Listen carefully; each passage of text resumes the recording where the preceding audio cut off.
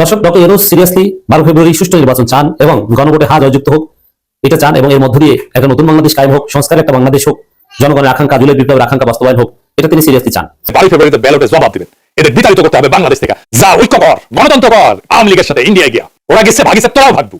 Mirza Fakhrul college থেকে বই কিনবি আর কাউয়ার সাথে কফি হাউসে বসে কফি খাবি। নিজের পায়ে নিজেই কুড়াল মারছে বিএনপি, কিন্তু দিন শেষে সেই বিদ্রোহী প্রার্থীরাই হয়েছে এখন বিএনপির গলার কাঁটা। দেখেন, একটা জিনিস মনে রাখেন, বিএনপির কিছু মানুষ আওয়ামী লীগের সাথে আপাত করে গত 15 বছর চলেছে। মির্জা আব্বাসের কথাই যদি বলেন, মির্জা আব্বাসের ঢাকা ব্যাংকে কোনো সমস্যা হয়নি, মির্জা ফখরুলের কোনো সমস্যা হয়নি। ইন্ডিয়ার চাপ যারা সহ্য করতে পারবে তাদেরকে ভোট দেবেন আগামী 12 ফেব্রুয়ারিতে। যারা বাংলাদেশকে দৃঢ়ভাবে শির দ্বারা উঁচু করে আগায় নিতে পারবে তাদেরকে ভোট দেবেন। যেই জোট ইনসাফের কাফেলা নিয়ে আমাদের আজাদির দোরগোড়ায় পৌঁছে দেওয়ার হিম্মত রাখে তাদের ভোট দেবেন। একটা কথা আছে, কলকাতা পশ্চিমবঙ্গে সালা মারবো এখানে, লাশ পড়বে শ্মশানে। তাহলে জিনিসটা কি, যে এখানে মারবে লাশ পড়বে শ্মশানে, জিনিসটা হচ্ছে ইসিকে একটা ধন্যবাদ দিলাম করতালি দিয়ে। ইসি আজকে বিশাল শক্তপোক্ত একটা সিদ্ধান্ত গ্রহণ করেছে, যে সিদ্ধান্তে তারা ফাটিয়ে দিয়েছে। তাদের শক্তি এখন সারা বিশ্বে প্রশংসিত হচ্ছে।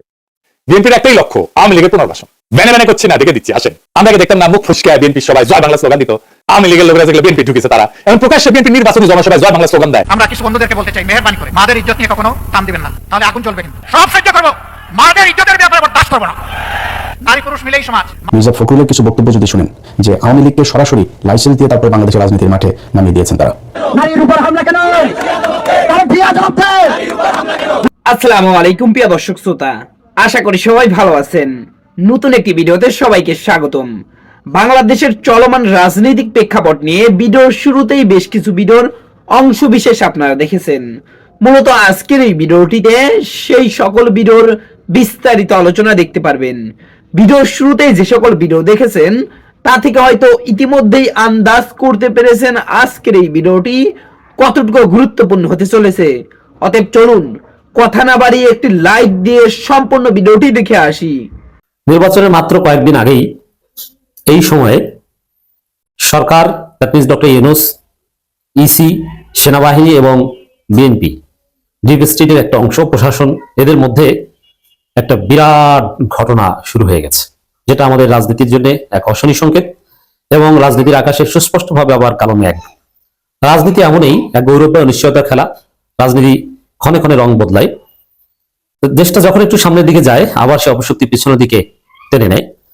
দর্শক, ডক্টর ইউনূস সিরিয়াসলি 12 ফেব্রুয়ারি সুষ্ঠু নির্বাচন চান এবং গণভোটে হা জয়যুক্ত হোক, এটা চান এবং এর মধ্য দিয়ে একটা নতুন বাংলাদেশ কায়েম হোক, সংস্কারের একটা বাংলাদেশ হোক, জনগণের আকাঙ্ক্ষা, জুলাই বিপ্লবের আকাঙ্ক্ষা বাস্তবায়ন হোক, এটা তিনি সিরিয়াসলি চান। কিন্তু নির্বাচনের মোটামুটি ডক্টর ইউনূসের এই সিস্টেম, নেতৃত্ব, আকাঙ্ক্ষা, ইউনূসের আন্ডারে যেসব প্রতিষ্ঠান আছে, পুরো বাংলাদেশ তো ইউনূসের আন্ডারে, কারণ তিনি সরকার প্রধান, তারা সবাই মেনে নিয়েছিল। কিন্তু এখন শেষের দিকে এসে আবার তারা ষড়যন্ত্র করছে। এখানে দিল্লি সাউথ ব্লক একটা গুরুত্বপূর্ণ ভূমিকা পালন করছে। বিএনপির একটা বিরাট প্রভাব নির্বাচন কমিশনে রয়েছে, আপনারা জানেন। সেই নির্বাচন কমিশন এখন ডেকে বসেছে, ইউনূসের সাথে সংঘাতে যাচ্ছে, এটা ভেরি ডেঞ্জারাস। সেনাবাহিনী প্রধান ওয়াকারুজ্জামানের ভূমিকা নিয়েও আবারও নানান প্রশ্ন তৈরি হয়েছে। আপনারা দেখেছেন যে বাংলাদেশের গণতান্ত্রিক উত্তরণের পথে যে সংগ্রাম, সেই নির্বাচনী প্রক্রিয়ায় সর্বপ্রথম খুন হওয়ার ঘটনা, শহীদ হওয়ার ঘটনা ঘটেছে ওয়াকারের নিজ এলাকায়। মানে ওয়াকারের একটা, এটা তো মিনিমাম একটা হিসাব, তার এলাকাটা আইন শৃঙ্খলা পরিস্থিতি ঠিক থাকবে, সেনাবাহিনী যেহেতু মাঠে আছে, তাও কিন্তু পারেনি। শেরপুরে যে জামাত নেতা হত্যাকাণ্ডের শিকার হয়েছে, ওইখানে সেনাবাহিনীর দায় আছে, কারণ সেনাবাহিনী জানতো যে সন্ত্রাসীরা এই জায়গায় অপেক্ষা করছে, তারপরও সন্ত্রাসীদের ওখান থেকে ডিসপার্স করেনি, বরং জামাত নেতাকে পালিয়ে যাওয়ার পরামর্শ দিয়েছে সেনাবাহিনী। অতএব এটা পরিকল্পিত কিনা এটা খতিয়ে দেখতে হবে। It's very dangerous. একই সাথে দর্শক, যেহেতু দিল্লি নড়েচড়ে বসেছে, আমার দেশ এটা স্পষ্ট করেছে, দিল্লি নির্বাচন বানচালে ষড়যন্ত্র করছে। তার চেয়ে তো ডেঞ্জারাস, তারেক জিয়া উঠে পড়ে লেগেছেন যাতে গণভোটে হা জয়যুক্ত হতে না পারে, যাতে না জিতে। কারণ তারেক জিয়া এমনিতেই আলু পেঁয়াজের সংরক্ষণাগার তৈরি করে গণভোট বানচাল করতে চেয়েছিলেন, গণভোটকে ধামাচাপা দিতে চেয়েছিলেন। বিএনপি প্রকাশ্যে গণভোটের বিরোধিতা করেছিল, পরে গণভোট মেনে নিয়েছেন। এখন জাতীয় নির্বাচনের দিন বিএনপি কেন গণভোট চেয়েছে? যাতে এই গণভোটটা খেয়ে দেওয়া যায়, গণভোট নিয়ে নতুন কিছু না হতে পারে, এরকম একটা ধান্দায় কিছুদিন বিএনপি চুপচাপ ছিল। কিন্তু এখন Tarique Rahman is very serious, যে গণভোট না জয়যুক্ত হলে কোনো ঝামেলা নাই, এইসব গণভোট লাথি দিয়ে ফেলে দেওয়া যাবে, কারণ না জয়যুক্ত হয়েছে। তারপরে জুলাই সনদ নিয়ে কেউ যদি মুখ খুলে তার খবর আছে, এটা তারেকটা করবে যদি ক্ষমতা আসতে পারে। এখন গণভোটে না ভোট জয়যুক্ত করাতে তারেক, দিল্লি, ভারত, আওয়ামী লীগ এরা মিলে গভীর ষড়যন্ত্র করছে এবং সরাসরি ইউনূসের বিরুদ্ধে অবস্থান নিয়েছে। সেনাপ্রধানের ভূমিকা এখানে রহস্যজনক। এই খবর আপনারা অনেকে জানেন না দর্শক। পর্দার অন্তরালে এই খেলা এখন চলছে। এই খেলার অনেক কিছুই প্রকাশ হচ্ছে না, আমরা জানি, আপনারা জানেন না, আমি জানাচ্ছি। তবে দু একটা বিষয় প্রকাশ হচ্ছে। আমি প্রথমে যেটা বলেছি, গণভোটে যাতে জয়যুক্ত হতে না পারে এই জন্য Delhi, that means south block, পররাষ্ট্র মন্ত্রণালয় এবং তারা এখানে সিরিয়াসলি কাজ করছে। এবং বাংলাদেশের ডিপ স্টেটের একটা লার্জ পোর্শন তারা তাদের সাথে মিলে নানান মেকানিজম করছে। এখানে ডিপ স্টেট একটা অংশ ভারতের মাধ্যমে তারেক রহমানকে তথ্য দিচ্ছে যে রাজনীতির মোড় এই দিকে যাচ্ছে, জনমত এইটা, কারণ তারা একটা শক্তিশালী গোয়েন্দা সংস্থা। এইসব তথ্য যদি কোনো দল পায় তাহলে খুব সহজে তারা পলিসি প্রণয়ন করতে পারে এই দুর্বলতাগুলো ওভারকাম করতে। বিএনপি এই কাজটা করছে, মানে ডিপ স্টেট হেল্প করছে বিএনপি কে তথ্য দিয়ে। এবং পরিবেশ বুঝে নির্বাচন ঠিক আগ মুহূর্তে এমন একটা নাটকীয় পরিস্থিতি বিএনপি তৈরি করছে যাতে জয়যুক্ত হতে না পারে। তারেক রহমান ভুলেও, তার বুকে বোম মারলেও একবারও তিনি গণভোটে হায়ের পক্ষে বলেন না। আবার নুরুল ইসলাম খানের মাধ্যমে ঘোষণা দেওয়ার ব্যবস্থা করেছেন যে বিএনপি হায়ের পক্ষে। আবার মাঠে ময়দানে বিএনপির লোকজন না ভোটের পক্ষে ক্যাম্পেইন করছে। তো দর্শক, এবং মেজর হাফিজ স্পষ্ট ভাবে বলছেন যে এই গণভোট আমরা বুকে পাথর চাপা দিয়ে মেনে নিয়েছি, আমরা ভোটের পক্ষে না, কিন্তু পক্ষে থাকতে বাধ্য হচ্ছে। আসলে তার পক্ষে না, কেন বাধ্য হচ্ছে? তারা না ভোট তো দিলেই হয়, এখানে তো বাধ্যর কিছু না, আসলে তারা না ভোটের পক্ষে। এখন এইটা বাধাগ্রস্ত করার জন্য তারেক রহমান নির্বাচন কমিশনের যেহেতু তার প্রভাব আছে, তারেক রহমান আসলে জাদুর মতো মুহূর্তের মধ্যে ছুটির দিনেও তিনি ভোটার আইডি কার্ড করে ফেলেন, যেটা নিয়ে একটা অনিশ্চয়তা থাকার কথা যে এত লেটে যাব, আমি ভোটার হতে পারি কি পারি না বলা যায় না। কিন্তু না, যখন ভোটার হওয়ার কোনো সিস্টেম নাই তখন ভোটার কয়েক ঘন্টার মধ্যে ভোটার হয়ে তিনি প্রার্থী হয়ে গেলেন।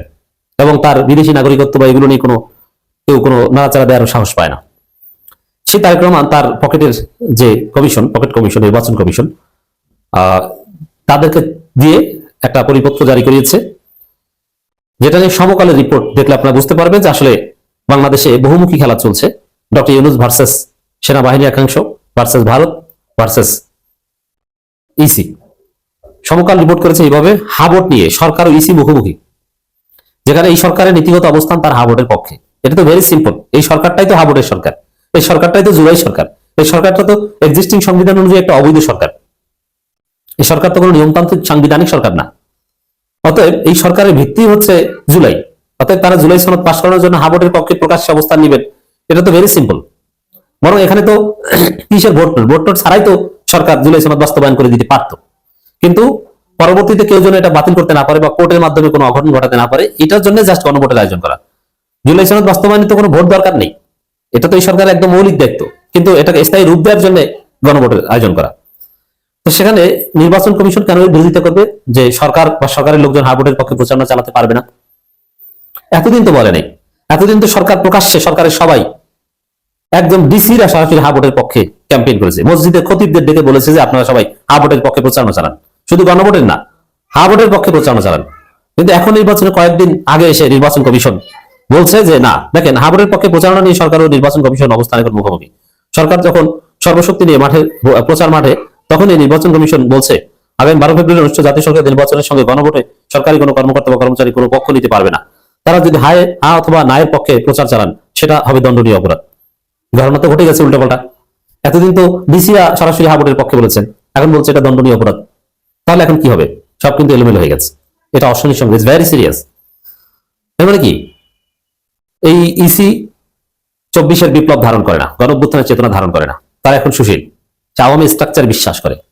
এটা তারেক রহমান চাপ দিয়ে এটা করিয়েছেন। ইসি কিন্তু এতদিন কিছু বলেনি, এতদিন ডিসিরা প্রচারণা চালিয়েছে, ইসির চোখে বাজে নাই, এখন বেজেছে। অতএব গভীর ষড়যন্ত্র শুরু হয়েছে। কি হয় বাংলাদেশে বলা যায় না, টান টান উত্তেজনা, রাজনীতির আকাশে কালো মেঘ। আমি আশা করছি সম্পূর্ণ ভিডিওটি দেখেছেন এবং এই ভিডিওর সাপেক্ষে আপনার কি মতামত সেটা অবশ্যই কমেন্ট বক্সে জানিয়ে যাবেন। ভিডিওটি ভালো লেগে থাকলে শেয়ার করতে ভুলবেন না। আমাদের এই চ্যানেলে নতুন হয়ে থাকলে চ্যানেলটি সাবস্ক্রাইব করে চ্যানেলের পাশে থাকবেন। আর যারা ইতিমধ্যেই চ্যানেলটি সাবস্ক্রাইব করেছেন তাদেরকে অসংখ্য ধন্যবাদ। দেখা হবে নতুন কোনো ভিডিও নিয়ে, ততক্ষণ সবাই সুস্থ থাকবেন। আল্লাহ হাফেজ।